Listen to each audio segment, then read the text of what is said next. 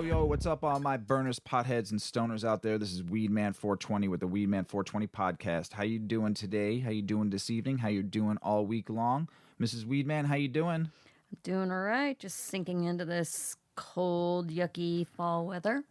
It has become fall. We went from having 70 to 80 degree weather about a week and a half ago to now it was in the 30s and 40s in Chicago here. And we do not like the cold. We don't mind it so much. But when all of a sudden you have some great weather to go all the way down to that in a matter of a week, it's kind of crazy. We don't have that kind of like consistent, like where it just gradually gets down. The leaves are turning colors right now. They're starting to look pretty, at least though for us. Halloween's a coming.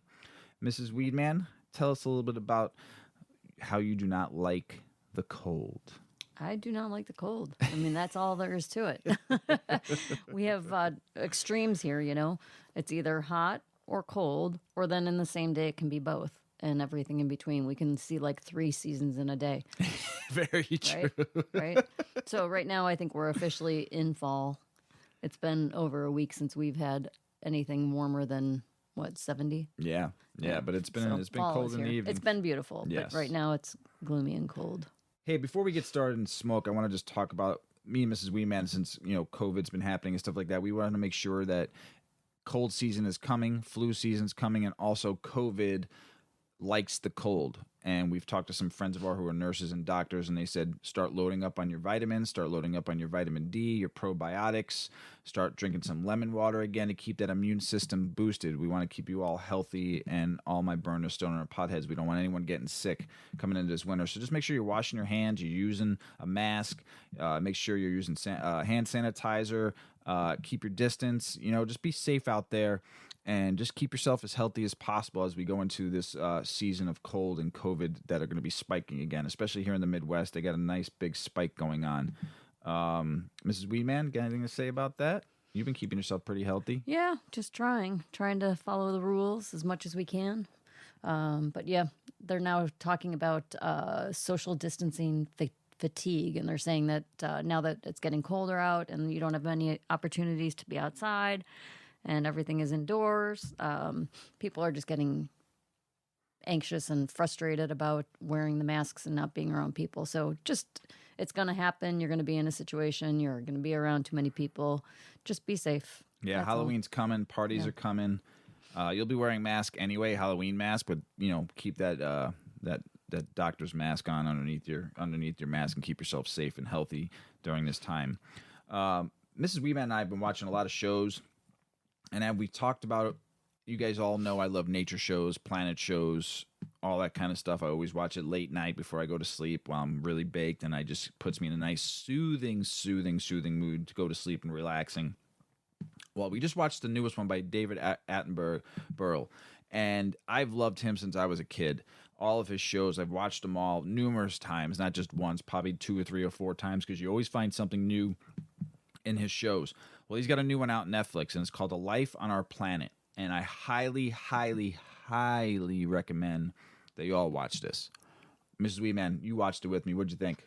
I think it's just great because it's his whole life, the evidence of everything that has changed in our world since he began filming like 80 years ago. Yeah, he's 92. 75 years ago. Mm-hmm. So for 75 years of his life, he's been exploring the world to places unknown, everywhere in between here and there. And he's just watched the world in a lot of ways go in the wrong direction. Yeah, it was kind of crazy how I don't want to ruin it for anybody. But what he did was he through certain parts of the episode, he showed where the population was in certain years from like the 1930s all the way to 2020 and how it rose, and like there was like a 20-year period he would show, or a 15-year period, and how the carbon footprint increased, and along with how our forest decreased. It was kind of scary, and it was kind of interesting. I recommend you watch it. We need this planet, especially all my cannabis community burners, stoners, and potheads out there. We all love this planet because we get to smoke some of the greatest plant that was put on this planet. Mm-hmm. So just watch it. Shoot me a DM and tell me what you think about it, because I'm probably going to watch it again. We got a nug from a friend of ours. We've never smoked this. We got it yesterday, and it's called Gummy Bears. we do like gummy bears in this house. My favorite is the white grapefruit ones by Albanese. And so this strain is an indica dominant strain. Its parents it's a hybrid. It's a big lemon and true berry. THC, from what I've read, because someone gave me a nug, so from what I read, it's between like 21%, and I've read is all the way as high as 30%. So it just depends on the grower, I guess. It's got some flavors and smells. It's pine, citrus, and berry. The effects are, which I love, is the giggles, and then body buzz, relaxed and happy. True Berry is a cannabis strain on a quest to discover the ultimate truth. Upon encountering Big Lemon, True Berry knew that this was it. When these two strains were hybridized, gummy bears came into existence, spreading an abundance of indica-dominant highs. The flavors and aromas of the strain are very berry-like and citrusy with hints of pine. You took a hit of it already. What do you think? It's pretty nice. Yeah, it's pretty nice. Yeah. Cool. The flowering phase takes about 58 days. A lot of growers like growing in this strain that they can get their hands on it. So I am going to smoke while Mrs. WeedMan talks for a second about what she experienced during this strain. Go ahead, Mrs. I thought it was just smooth. I wouldn't say that it was overly flavorful. It was smooth, and I feel a little heady, a little head high, but my body feels really relaxed. Pretty tasty. Tastes nice. Yeah. Tastes nice. I thought it was not pretty good. Crazy tasty Just and smooth. flavorful, but smooth. Yeah. Very, very smooth. I like it. Mild. We'll see what the high does for us. Yeah. As you know, we are a very indica dominant podcast. We love our indicas here. We do smoke some indica, sativa, 50/50s and stuff like that, but we do love our indica because it is such just a body high relaxation and helps my endocannabinoid system. So there's been a lot of crazy stuff going on in the cannabis industry these last couple weeks since we last recorded and talked to you all. It keeps on growing. It keeps on just wanting to feed you the news and what's going on. But as we go into the November 3rd election here, there's a lot of states that are going to be, as I've talked about in prior episodes, a lot of states going for either medical or recreational. One state's doing recreational and medical at the same time. But here's the thing, and you've heard me talk about this and why we have to keep on fighting for the cannabis community, because there's a lot of donors right now in all of these campaigns that have a lot of money they're spending, and it's major corporations. Some are spending money for it.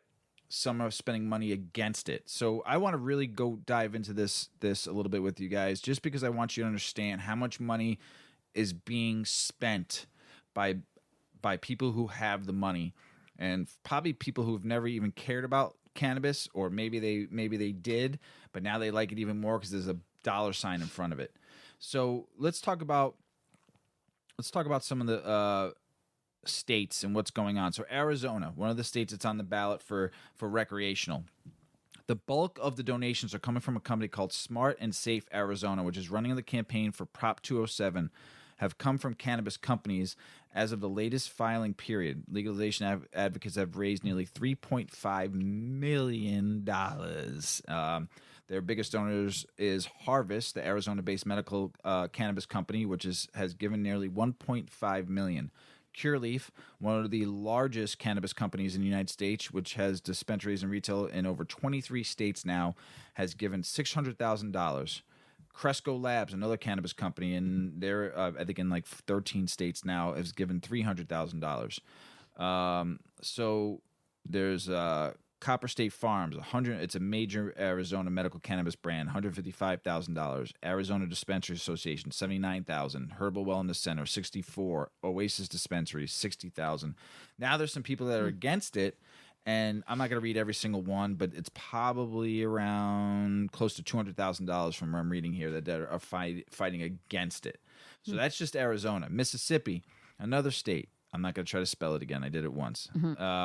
Here, top donors is Joel Baumgar. He's a tech entrepreneur and a state representative. $550,000. So he's got his hand in the game. God, yeah.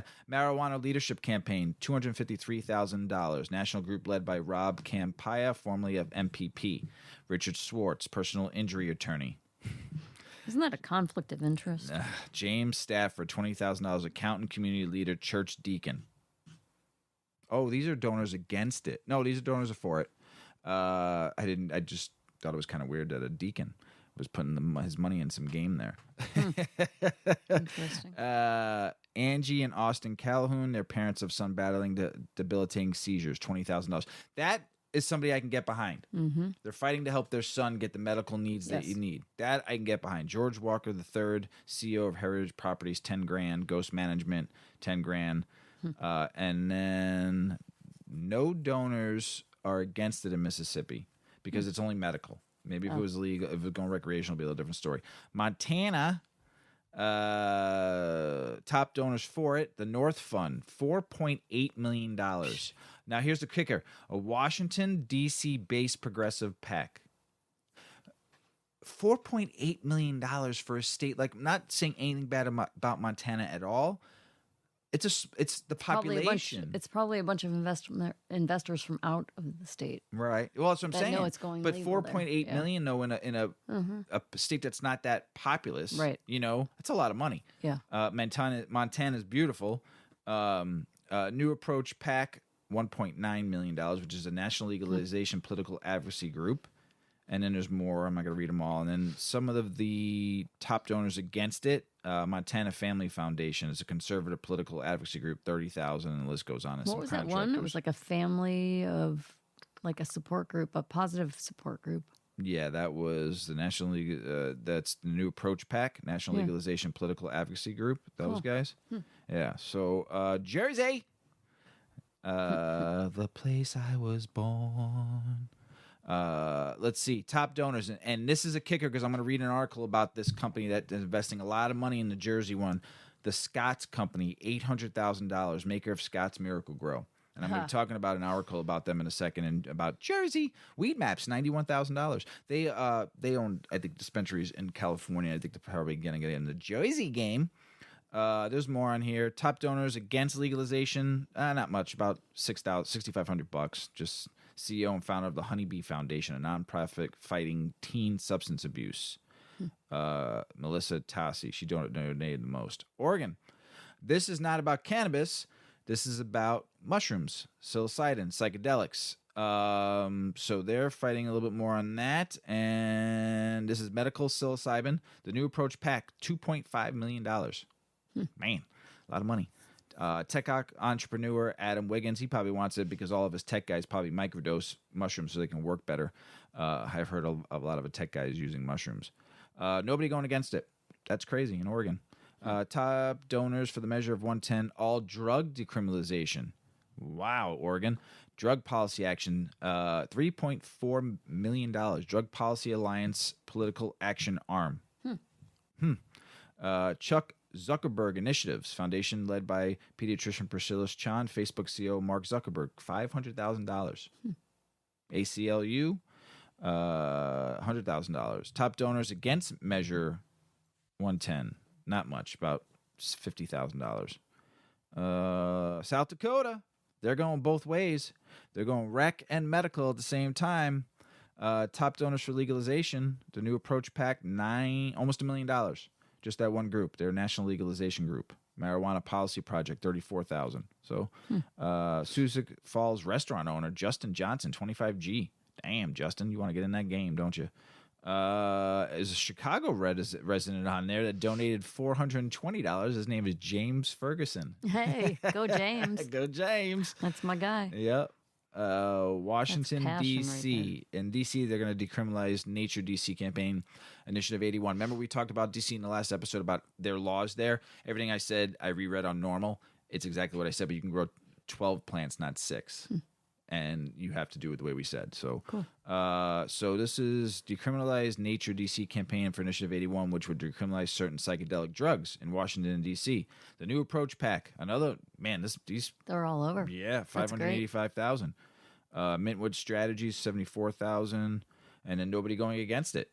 Wow, look at that. Might get it passed through. I would think that some people might be donating in more than one place because someone who owns a cultivation center or a dispensary would want that national, the PAC. They'd want them backing them. Absolutely. So they might be donating to the politician who's trying to pass the bills and the laws and to that organization that facilitates change. Yeah. Right? Mm-hmm. Yeah. So could be a lot of money being thrown around right now Yeah. for this election on November 3rd in all these different states that are going to go either rec or medical or pass psychedelics. Reading about psychedelics, reading about LSD in my time, and reading about mushrooms, a lot of people nowadays microdose that because it helps them with depression, it helps them with their state of mind, it helps them concentrate on work better. It's mushrooms are natural; they're from the earth. LSD, That's a chemical, right? yes, it's made in a lab.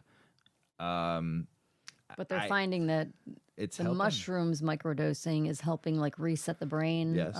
for mental illness. Yes, Right? absolutely. Yeah, there's some big studies going on about that. So that's why some of these states want to decriminalize it to help. They're using it therapeutically. Yes. I used it therapeutically a couple times in my life. Yeah, right. Therapy of what? Listen, Not a long enough if weekend. if Dave Chappelle right now, I just read an article and I heard some news that he's doing get-togethers on his property in Ohio with where they're doing inviting very few people on the property, but comedians are coming all over and practicing new skits and new stuff on these little crowds. And I heard there's a lot of weed being smoked, and you have to drink the mushroom tea before you go on the property. Whoa. So they're little like mini. That came from Chris Rock, by the way. I'm not making that up because he's been there. So it's a little comedy show for like a Small super group of people. compact Yeah, group of people. yeah.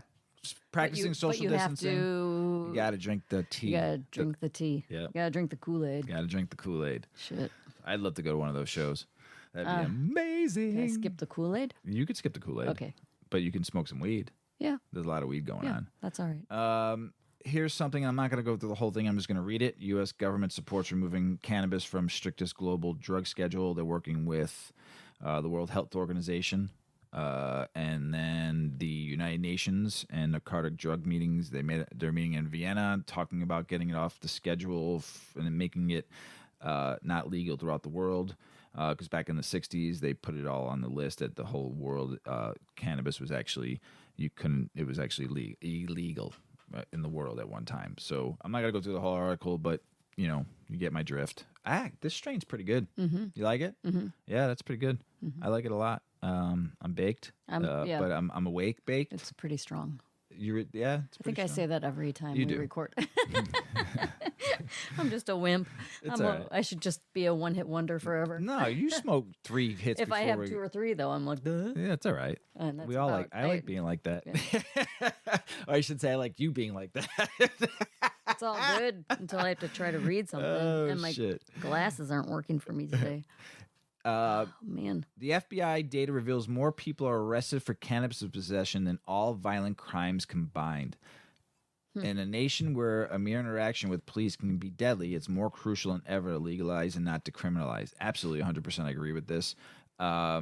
The FBI recently released their Uniform Crime Report and revealed more people were arrested for cannabis last year than all violent crimes put together. The data shows that law enforcement arrested 545,602 people for cannabis-related crimes in 2019. For perspective, the arrest rate for cannabis is 9% higher than the 871,000 arrested for engaging in a violent crime. To be clear, these are by and large not dealers being arrested, but everyday consumers of the plant. The overwhelming majority of those arrested, a whooping 92%, were arrested for possession. Oh, I know someone who just got a ticket. Now, hold on. Even if you were backed out of the 40K-ish people arrested for trafficking, the 500,000 cannabis possession arrests still exceeded violent crimes arrest. Jeez. It's dropped by 18% in 2019, but still you're getting arrested for possession, probably for a gram or an ounce. Personal use, and you're just taking the money and arresting people. Go ahead, you were going to say something, Mrs. Weedman, while I take a sip of this fine Riesling you bought for us today. I don't know. I think I forgot what I was going to say. You said you knew somebody who just got a ticket. Who just got a ticket. Yeah. So see how I remember things, people? A car that she was in was pulled over, and for whatever reason, I don't know the gory details, but for whatever reason, she was not the driver, but she had marijuana on her. Why she was searched, I don't know, or if it was just sitting out exposed, I don't know. So I don't know those details, but she is 19. Oh. So she's not of age. So she got a fine. She got a ticket and a fine. She didn't get arrested, though? Nope, she did not get arrested. What was the fine? $250. Hey, that's better than doing 2 years in the clink. But I mean, we're a legal state. You know, we're legal recreationally. 100%. So at first I'm like, wait, that's a bunch of bullshit. Why? What? Who? Blah, blah, blah. She's a passenger. Why can't she have it? And then I realized age. I was like, oh. You can have drinking. it in your car, Like but it being an has to be, underage drinker. if you're 21 or over and you have it recreational or medical and you have your card, you can have it in your car, but it has to be sealed in the proper canister. Yeah, I don't know those So details. the canister you got it from, you bought it in, it has to be in that sealed package. It cannot be like loose. liquor. Can't be in your front seat. Right. Can't be open. Right. It could probably be on your floor in your front seat as long as it's in the package in the bag you Not got if it it's from. been opened. Not if it's been open. So just, I'm still pretty shocked that this is still going on. And as you know, we no one should be fucking arrested for weed, for cannabis, for ganja, for marijuana, whatever you want to call it. Nobody should be arrested for it, especially if it's for personal use, using it as medicine. This article just says it all on here about the numbers that I just laid out for you. I don't even need to read it anymore. It's just total fucking horseshit. And sorry for my French out there if you're younger than age to hear those words, but I apologize for the bad language. But I will tell you what, it's pretty horseshit. Michigan doing some great things there. That governor's great in Michigan. She's very for cannabis and does a lot for the cannabis community. Didn't someone just try to kidnap her? They tried to kidnap her, and we're going to steal her and bring her to Wisconsin and murder her. What? Yes. A very right, like probably, I mean, you don't do that to somebody. No. I mean, the governor. What? An organized Gretchen, group? Yes, an organized, basically a militia. Wow. 13 men, I guess, what the article I read. Crazy. We're not a political go ahead. podcast, but you could probably find that. But Governor Gretchen Whitmer, I praise you for being one tough woman. Hands down, probably whether you like her policies or not, she's one tough woman. Before I even go into this article and what I'm reading here, I salute you, Mrs. Governor Whitmer. Gretchen, you are a strong and powerful woman, and we need to see more women like you out fighting for what's right. And that's all I'm going to say on that. The Clean State Bill, as the legislative package of 6 measures is known, was passed by Michigan lawmakers last month. This is a historic day in Michigan. These bipartisan bills, and bipartisan means working together. Both parties, all parties, if there's some independent, came together to write this bill. And it's a game changer for people who are seeking opportunities for employment, housing, and more, and they will help ensure a clean slate of hundreds of thousands of Michiganders. Democrat Whitmer said in a press release, this is also an opportunity to grow our workforce and expand access to job training and education for so many people. I'm proud to sign these bills today alongside Lieutenant Governor and many of the bipartisan leaders who worked on them. I love hearing that. The Clean Slate Bill includes a measure that allows for the expungement of previous convictions for marijuana offenses no longer illegal under the state law. Michigan voters approved legislation to legalize the recreational use of cannabis in 2018, and legal retail sales began in the state late that year. The anti-poverty, pro-job opportunity clean slate legislation will reinvigorate the economic potential of hundreds of thousands of Michiganders whose records have hindered their availability to get a job or secure housing. The bill offers a second chance for people with the expungement of all the bills. It's just amazing to read something like that. Would all states need to start looking at something like what Michigan is doing? It's amazing. I'm proud of you, the state of Michigan. I love your what you're doing out there, and Governor, we support you. Sorry, a bunch of stupid ass people tried to kidnap you and do what they did because you're one strong woman and you're still working and you're still going out every day and not being scared. Strong woman. Proud of you, Michigan. Keep on writing those laws for the cannabis community. I love Black Magic Woman. Great song. That guitar solo. I mean, who doesn't love Black Magic Woman? Right. Right. It's amazing. It's a great song. Mm-hmm. But Mrs. WeedMan, Who's the lead singer? Who's the lead guitar player? One of the best guitar players ever. Mr. Carlos Santana. That's it. What's he doing? You want to hear a story about him? Yeah. Mr. Carlos Santana is launching Mareo by Santana, a cannabis brand made in partnership with Left Coast Ventures. The brand with 3 strains or categories of consciousness. How do you like that? Thinking of a strain as a category of consciousness. That's pretty big. That's pretty deep. Yeah. The name is a combination of Mai and Rey in Spanish, which Santana says hopes will empower everyone to follow your light. The products are available in these 3 strains. Radiance, which is a sativa that is intended to expand one's energy outward. I want to smoke it. I know, reaching for divine wisdom and inspiring creative expression. Great That'd name. be great for a concert. Great name. Right? Like a dancey kind of concert. Yeah. The next is Symmetry, a hybrid aimed at harmonizing the inward and outward, mind and body for elevated perception. Ooh. And the third is Centered, an indica meant to nudge users toward inner peace, insightful stillness, and transcendence of the physical state. Yeah.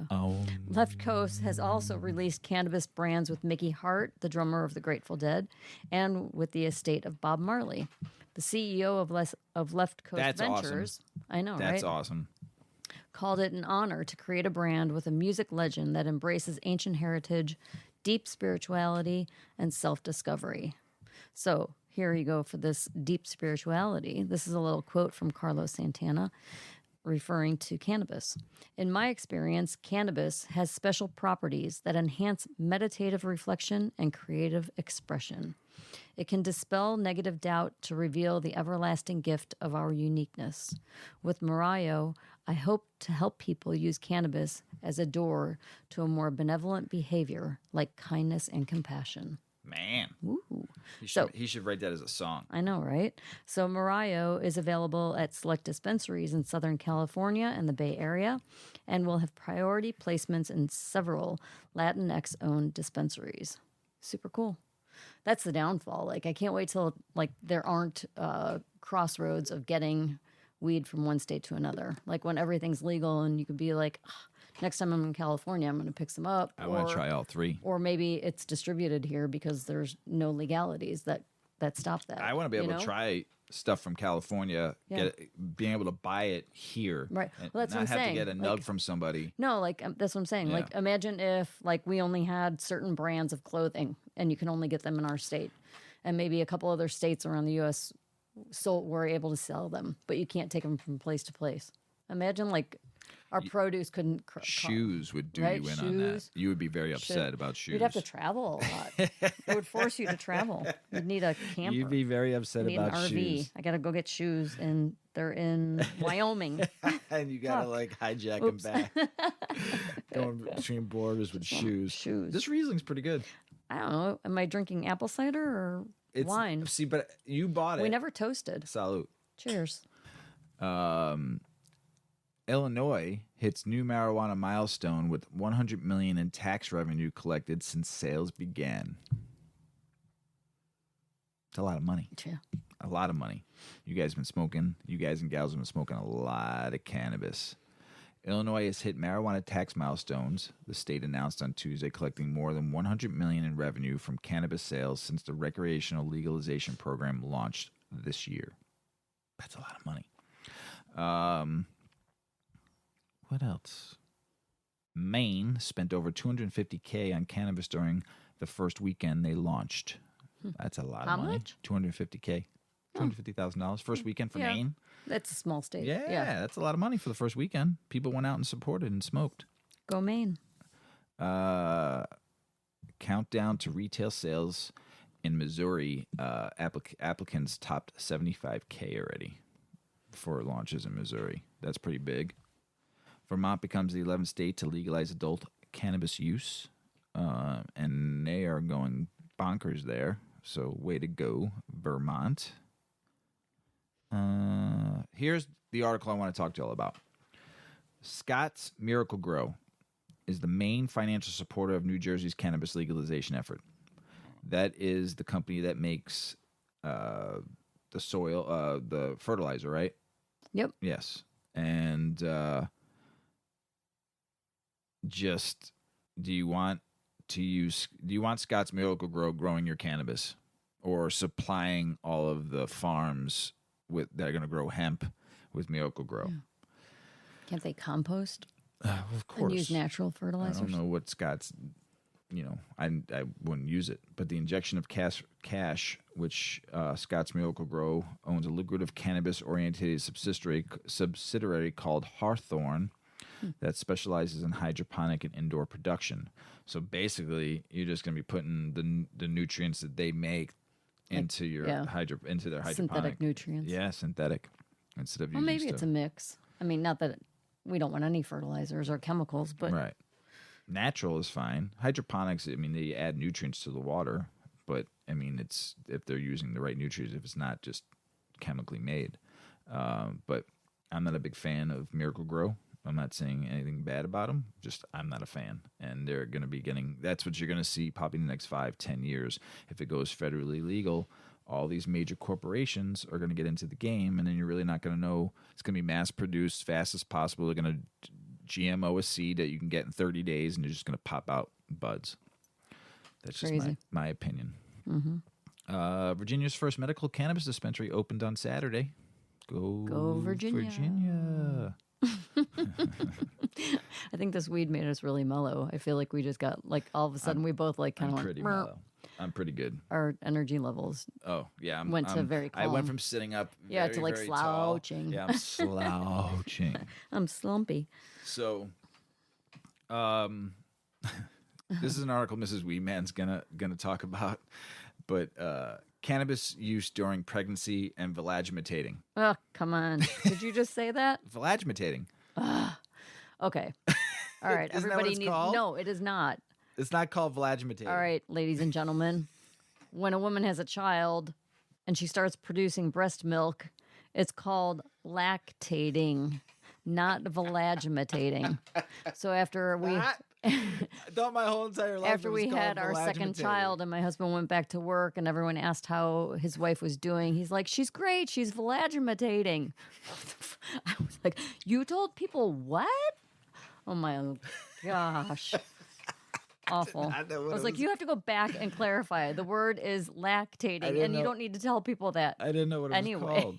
Oh my God. Well, I think we were really young. I was. And you were probably, you were making a grand effort at. I did not know. Yeah. I was 23. Right.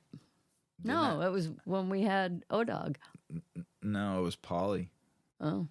All right. So well, that's okay then. You were a kid. I was 23. You were a mere child. I was 23 and did not know. All right. Well, anyway, flash forward to right now, and there's a study that is actually finding that cannabis in pregnancy can increase risk of psychiatric problems in children. The children of mothers who use cannabis after they find out that they are pregnant may be at a small elevated risk of developing psychopathology during childhood, including psychotic-like experiences and social problems, according to a new study. The report, published in Psychiatry last month, sought to determine if prenatal exposure to cannabis is associated with any significant child health outcomes.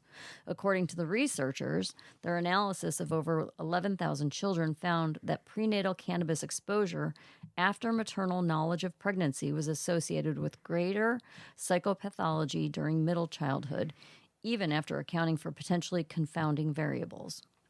The researchers determined that relative to no exposure, cannabis exposure only before and after maternal knowledge of pregnancy were associated with greater offspring psychopathology characteristics, sleep problems, body mass index, as well as lower cognitive and gray matter volume. The researchers used data from the Adolescent Brain and Cognitive Development Study, which recruited children from 22 locations between 2016 and 2018. That study looked at a wide range of health conditions in the children, ranging from psychopathology to cognition, sleep, birth weight, body mass index, brain structure, to name a few. The children measured in the study were split into 3 groups: no exposure to cannabis, exposure after maternal knowledge of pregnancy, and exposure only prior to maternal knowledge of pregnancy. According to the researchers, because THC crosses the placenta and interfaces with the endocannabinoid system, which is associated with neural development, it is plausible that cannabis use during pregnancy may relate to outcomes in offspring. A wide range of tests were used to gather the data for the study. They included factors like race, ethnicity, first-degree familial history of psychopathology, prenatal exposure to tobacco or alcohol before or after maternal knowledge of pregnancy, and household income, among others. They also recognized that there were a number of limitations to the study, and they only used limited data on potency, frequency, timing, and the quantity of cannabis exposure among the mothers. And there is no indication in the report if the mothers used high THC products, if they used other forms like hemp or CBD, and what methods they used to consume the cannabis, like smoking, dabbing concentrates, edibles, or how often or how much they consumed. So it seems like it's a pretty vague, generalized study at this point. They did state that the figures indicate from 2002 to 2017, past month cannabis use among pregnant U.S. women increased from 3.4 to 7%. So really, that's like a full doubling of the amount of people you find or just using it. And they're saying that that's attributed to states legalizing. So it's just more common that when a mother comes in and says, oh, I took a pregnancy test, I'm pregnant, and they say, oh, when's the last time you used cannabis? And they say this month or last month, that has increased double. Pretty crazy. And that's just over a 15-year period. But the official position of the American College of Obstetricians and Gynecologists is that pregnant women or women considering becoming pregnant should discontinue cannabis use. And they also discourage using while breastfeeding. So, to each his own, again. I mean, it can be the lesser of two evils if someone's taking a really dangerous medication for depression or anxiety or pain. It could be a healthy alternative. We chose this article for a reason because we're trying to educate ourselves more and more, right, on cannabis and pregnancy. Now, I'm a man. I've never been pregnant, not that I know of. Well, that's good. Right. You've been pregnant twice. Mm-hmm. I remember your first pregnancy. You had you had the morning sickness for a while. You had some cramping and stuff like that. Or the first pregnancy. Do you think that's why women would probably choose cannabis instead of or taking aspirin or something like that? Yeah, like if they had a headache or if they do suffer from depression or anxiety, they might. If they're not someone who medicates already, they may find that it helps them. Or there's people who might medicate for. Did it mention anything about CBD in the article? I didn't hear. They're saying that they didn't determine it. It's not that detailed about what their source of THC is. Right. But CBD though, and they're even saying that it could be from CBD products. Okay. Oh, okay. So they don't know. They don't know. Because that would be another reason why probably pregnant women would use CBD because there's no psychoactive high, and it was just more of a body inflammation.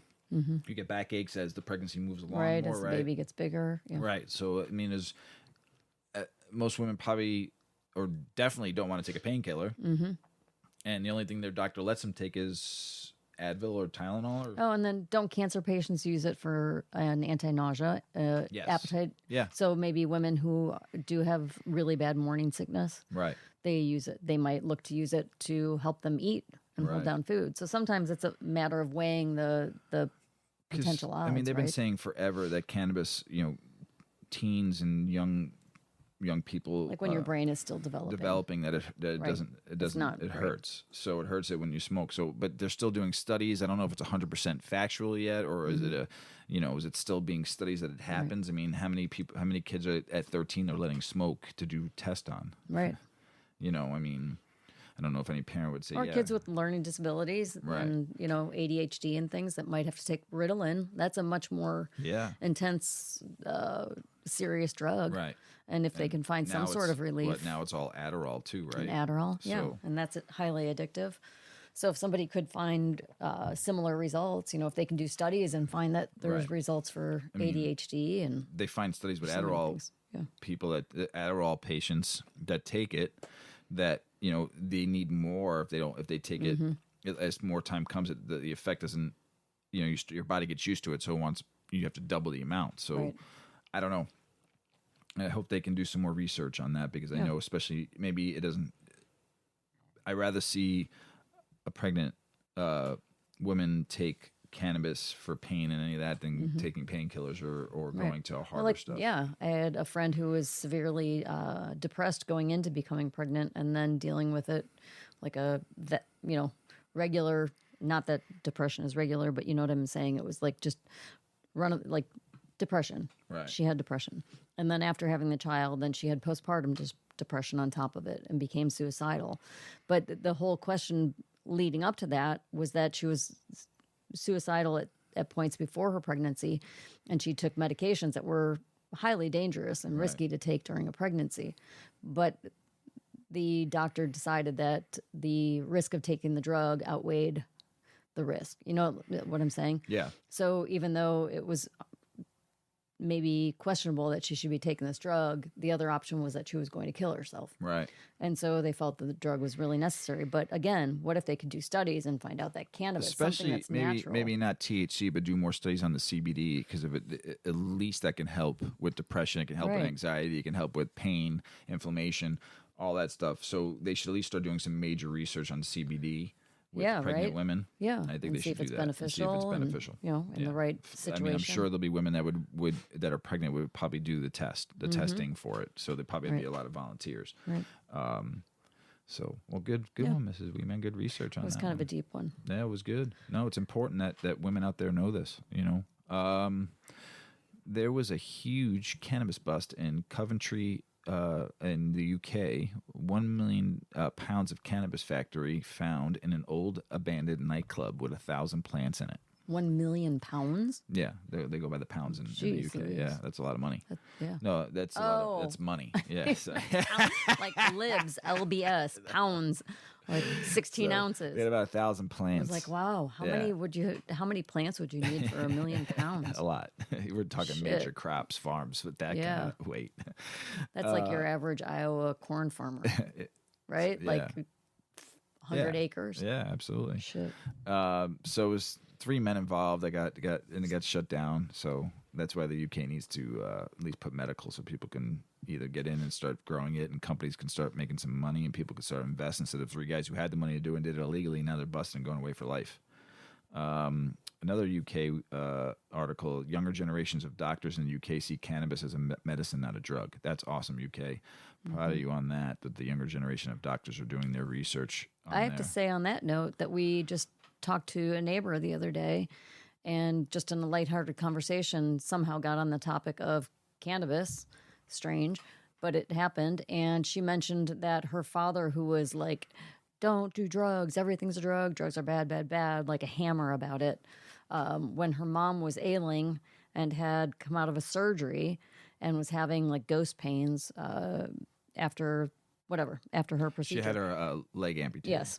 And was having all these pains, and the hospital actually offered cannabis as a help for her pain relief. And it helped. And it helped. But I was just like, and that's since Illinois went recreational. Mm-hmm. So a hospital was facilitating the use of cannabis. And now her father saw how beneficial it was to her mother and how much it helped her, that he's a huge advocate. And now he's sending her articles in ways. She has a child with some disabilities and autism, and her father's finding all of these related articles about how cannabis can help people with autism. So now they're actually anticipating in the near future giving it a potential try. That's really cool. Big. Yay. Big for cannabis. That's great. And I hope it helps them. Yeah. Health chief plants cannabis as Thailand eyes medicinal market. So Thailand's getting in the medicinal game here soon, and they want to be one of the largest exporters of cannabis eventually too. So that's great for that country, being able to export it and make money on it. 500,000 Australians could soon have access to medicinal cannabis. Australia, one of our top country listeners right now, probably top 4. So thank you, Australia, for that. Mr. WeedMan's always trying to move down under. And, oh, that sounded terrible. Well, no, I do try that country. a lot, though. He wants to go to the land kids. down under. Yeah, I do. Yes, so he wants to move there. All right. Get your head out of the gutter, Take a sip of mister. Riesling right now. Cheers. Salute. Cheers. Cha-ching. Cheerio. Back on track. Keep on going, Australia. Make it legal. Medicinal will be just the start for 500,000 people. Mexico had just read an article last episode about their garden that they built by the Senate House there, but it's poised now to be one of the largest legal cannabis markets in the world. But cannabis activists fear only corporations will benefit. As we're kind of seeing here in the United States, a lot of stuff I read about Canada, major corporations owning all the markets there too. Mexico, I'm not going to go through this whole entire article. I'm just going to say Mexico, you have a chance to do it right from the beginning. You've been growing mota forever in that country because I saw a lot of it and smoked some of it at one time. So you have a chance to really raise the bar if you let the people that have been doing it in your country for years legal Be part farms of the legal, and be a part of it, and don't let the major corporations come in and take it over. You're also going to have to deal with the cartel. So you better all come together before it gets crazy, because if major corporations are going to come into Mexico, that there's going to be some shit going on. So I love it. So is that your message to the president? It's my message to Mexico. Not just the president there, and not all the people. Do not fuck this up. So, all right, Mexico, you listening? I hope you are. I hope you are. Irish Farmers Association push for legalization of medicinal cannabis. Instead of the 4-leaf clover being your new leaf of choice, you're either going to have a 7-leaf plant or a 9-leaf plant. Whoa. 7-leaf for indica, 9 for sativa. So that could be your second. We'll put the. I don't want to take away from the clover, so sorry, Ireland. Put the 4-leaf clover with 2 pot leaves on the side of it. Could you? Oh, that'd be cute. That'd be dope. So Cute. Now that's your message for Ireland. For the Irish farmers fighting it. I like it. THC prevents colon cancer in mice. Good for them. Good for mice. It could be the new 7-leaf clover. That's the one for good luck, right? No, a 4-leaf clover. Oh, shoot. Well, marijuana is going to be the 7-leaf clover for There's 7 double or 9. good luck. So you have 9 on one side, 7 on the 3 other. times 2 is only 6, though, and it's 7. So it's what's like what's 3. what's 9 plus 7 plus 4? 7. What's 9 plus 7 plus 4? 9 plus 7 plus 4, Yeah. 16, 21. 9? 20. 9 plus 7. 20. 20. What about Just put a 4 in front of it Yeah. for the 4-leaf clover, and now you got 420. Jeez Louise. Ba-bang! Did your head just hurt? Ireland? I just think you just hurt your head. I just did it for you right there.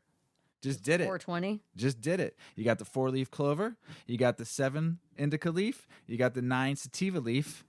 What is 4 plus 7 plus 9? 20. 4-leaf clover / 20. Ba-bang. Pretty good. Your national holiday from here on out. Anyway, those mice. Good for those What about the mice. What'd they do? The THC prevents colon cancer in mice. Shit. Good for them. Shit. At least someone's getting healed by cannabis. Good for you, mice. Go mice. Go mice. Oh, shit. Get tortured Study for our finds benefit. nearly half of patients with MS report cannabis use. They like mass produce though, don't they? What, mice? Yeah. Like they don't they use have like mice for all babies every testing. week? Yeah, they can have babies like Once a 100 week. babies. They just in drop it. them off Yeah. and go get more. It's just mice. All right, it's just mice. Sorry about that, mice. Is that okay? I don't think it's okay. It's if you're in the I think animal. no if animal you're- testing. Well, then there's going to be human testing then, because you got to figure it out. You got to test shit. So someone's got to volunteer to have their face fall off to try out the I makeup. feel bad for mice. Okay. More than 40% of patients with multiple sclerosis have used cannabis or cannabinoid products in the last year, according to a study by the University of Michigan. The study, Cannabinoid Use Among Americans with MS, Current Trends and Gaps in Knowledge, was published recently. To conduct research, investigators with the University of Michigan collected data from the nationwide sampling of more than 1,000 patients with MS. 42% of response reported using cannabis or cannabinoid-based therapies such as CBD in the prior year, a rate of use that is nearly twice that the national average, according to the National Organization of Reform of Marijuana Laws. Normal. And to correct myself, they were started in 1971, not 1974. Sorry about that. Normal. Among the survey respondents who use cannabis or CBD products, 90% said that their cannabis was used as medicine. Cannabis effective for a range of MS symptoms, which is awesome to hear. So way to go cannabis, and way to go people with MS finding ways to help themselves. As I've always said, I will update you on anything I hear about the vaping crisis or read. They're saying that the one of the main reasons now is not the vitamin E acetate or the pine that they were using. It could be the heating elements, the nickel. What is it called? Nickel chlora. Please don't ask me to. I'll butcher it. I'm sorry. I won't ask. But the EVALI, which is that the medical thing that goes on with your lungs from using vape products, they're saying it could be the nickel now, and they're doing further research on it. And because before it was about like the butanes and all the extraction methods, right? No. We're talking. Yeah. Well, it's the butane was one of them. The chemicals in the butane, but then they were talking about now in the vape cartridges with all those illegal vapes that were coming in. They had the E-acetate in there, and then the pine extract they were using for that also. And now they're saying it might not be any of that. It could be the components, the nickel chromium that they use in the components, the heating, like leach into the vape. So they're trying to figure it all out. So just thought I'd update you all on that. Yeah. As we've been talking about a lot of strong women on this episode, the Michigan governor was one of them. There is a very strong woman right now that is the first female hemp farmer in 75 years in North Carolina. And Mrs. WeedMan, this is all you. I mean, this is just the strong woman episode. I like strong women. I like to think that I am a strong woman. I married one. Mr. WeedMan might be the victim of my strong womanhood, but he tolerates me. I don't tolerate you. I love you. That's the difference. But I'm strong, right? I'm not one to just sit there and say, okay, whatever you want. No. Anyway, North Carolina. I'll keep quiet during this whole talk that Mrs. Come on, Weedman's I'm not one of the. I'm not like I'm not one of those like attack mode ladies. No, but I have a freaking opinion. Yeah, you'll slam your ham down, get on your soapbox. I like a soapbox. So anyway, so does Franny. Franny is North Carolina's first female hemp farmer in 75 years. Go Franny. So Franny Tacey, she is the owner of Franny's Pharmacy, spelled as in farm, Farmacy. She is the first female hemp farmer in Northern Carolina in over 75 years. She is one of the preeminent experts in all things hemp. She has degrees and work experience in forestry and education and worked in the pharmaceutical industry for over a decade. Franny had been supporting and advocating for over a year to raise money, awareness, and collect signatures for the North Carolina Industrial Hemp Pilot Program. She was in support, but not spearheading the movement. So when the bill passed unexpectedly a few weeks before any reasonable farmer would be planting hemp, she was surprised to find out that she was the first female to plant it. She didn't even know this until after the season's planting and harvest, when she received recognition and verification from the North Carolina Department of Agriculture. According to Franny, hemp is, without a doubt, a male-dominated field. Just 3 years ago, she said she was literally one of the only women speaking at events across the country. And she's thrilled that we see women filling 10 to 15% of these leadership and voice of authority roles. The hemp industry is still unregulated, and consumers are looking for trust in a brand and company. She went on to say, women need to be the ones to step up, be clear, be solid, and run a business. The industry itself is not business as usual because every aspect between banking, marketing, advertising, and social media is in no way normal. She said, hemp fever struck so many people and made them egotistical, delusional experts. So she decided to step back from speaking to play a higher role in her vertically integrated companies. Maybe for the entire industry to see more women power players emerge, consumers will need to support female-run businesses. Franny is an executive member of the nonprofit Women in Hemp, which is the brainchild of Debbie Custer, a badass woman from the corporate world involved in research. They primarily focus on education and are funding the first 3-year research trial with North Carolina State and Triangle Hemp. She offers consulting I like services. That name. I know, right? Triangle Hemp. That's pretty dope. She offers consulting services mostly for those people getting into the industry, and 50% of those are women. Nice. I know, right? According to Franny, hemp will be in every household in one form or another within this decade, and that will be due to women.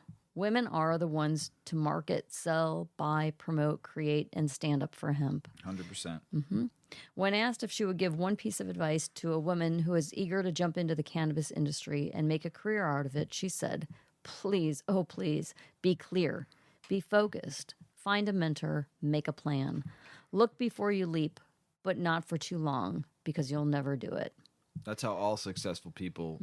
You just gotta go. The You advice gotta go. she just said, Mrs. WeedMan just read from that strong woman, is priceless. She gave that for free.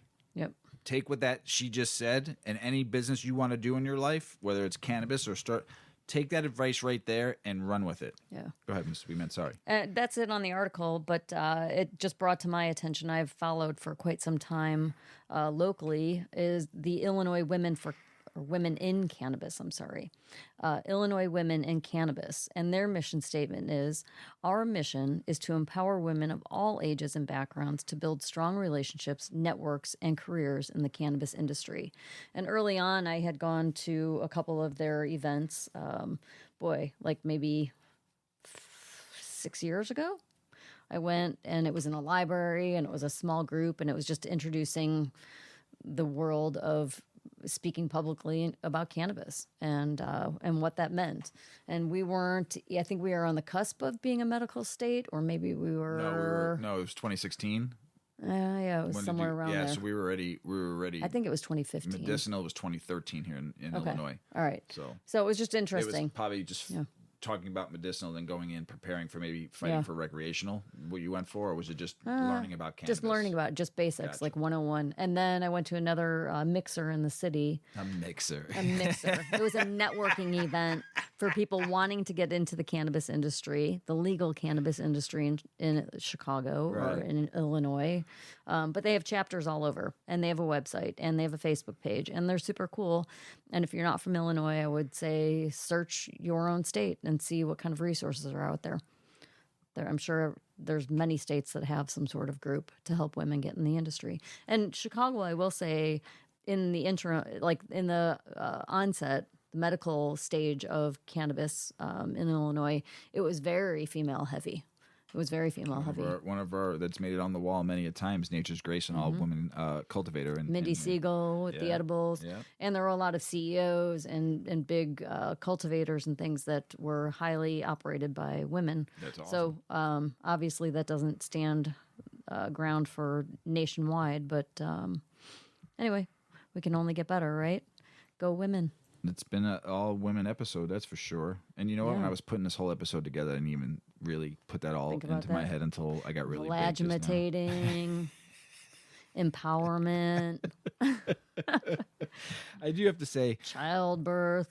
It's pretty cool that Getting deep. North Carolina is getting into some hemp. Now they just need to get, some recreational cannabis going there too, and just totally do it all at once. Forget about just doing medical and just go like South Dakota's doing. Every state should just do it. Just boom. Just do it. Just do it.